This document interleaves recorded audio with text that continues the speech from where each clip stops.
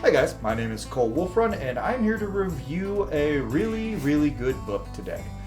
Do you like epic high fantasy with some dark and gritty realism, with good world building and great characters and political intrigue?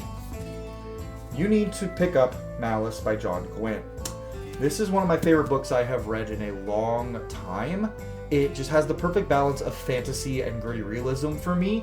A lot of the times I feel like stories either go too hard in the dark and gritty realism or too far into the over-the-top fantasy. This strikes the perfect balance for me. So before I continue, I'm going to do a spoiler-free part of the review first, where I'm not going to go into any details. I'm just going to go over things I liked, maybe things I want to see improved on, and give my score at the end of it, and then afterwards I will do a full spoilery review. So, first off, I really enjoy every character in this book. I either love them or hate them, and that is a good thing. There should never really be characters, in my opinion, not that there shouldn't, but I'm glad that there's not any characters that I just have no feelings about in this book. Every single character I either love or hate with a burning passion. Especially Wraith. Giving that spoilers, but I just really, specifically my favorites that hit home for me were Castell, Corbin, and Gar. Even though he doesn't get a POV chapter, I still really like Gar as a character. He's really great for me.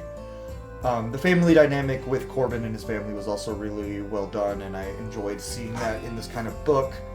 The political intrigue was actually...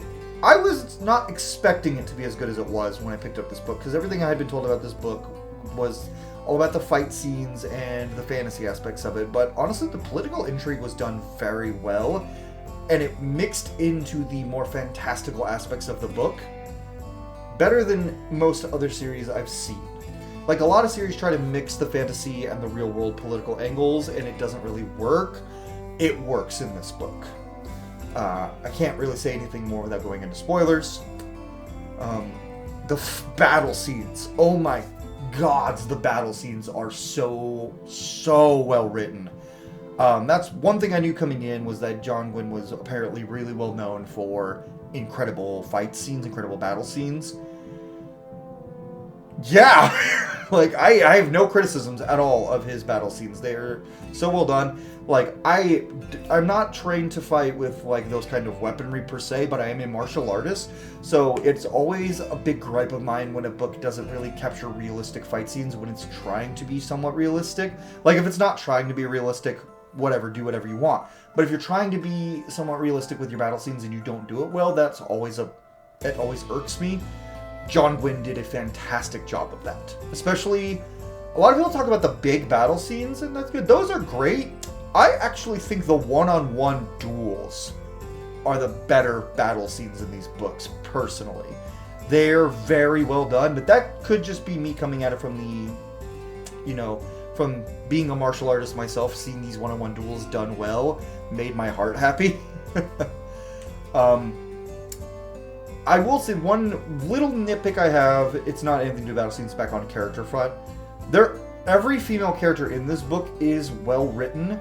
I would like to see more POV characters that are women in the future books, which we've already gotten more. I'm not very far into Valor yet, but as far as that, we've already gotten some new female POV characters, which makes me happy.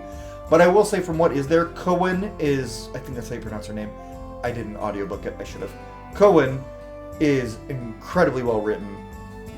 Rin is very well written, and so is Brenna. I love Brenna. Brenna might be one of my favorite characters. I will say, I hope Princess Idana gets more character development as the books go on, because she's not really doing much for me right now, but maybe that will change. Can't say any more without going into spoilers, but I do like her as a character. I just need more. Overall, the fantasy aspects of this book. So there are fantastical creatures and gods and monsters and stuff like that, and I feel like he does a good job of mixing those with the realism. I've said this 1,000 times in this video already. Mixing in the realism and the fantasy really well is something that a lot of books that are trying to be like this book don't do very well. and it is a big thing you need to get right if you're going to try to tell a story like this, and John Gwynne just does it almost perfectly. He does it so well. My favorite creatures so far are definitely the dregs. They definitely interest me. They're like little wingless dragons, but they're more animalistic, almost kind of like when in my head when I think about Komodo dragons, kind of like just big Komodo dragons. But that's probably just. But I like them a lot.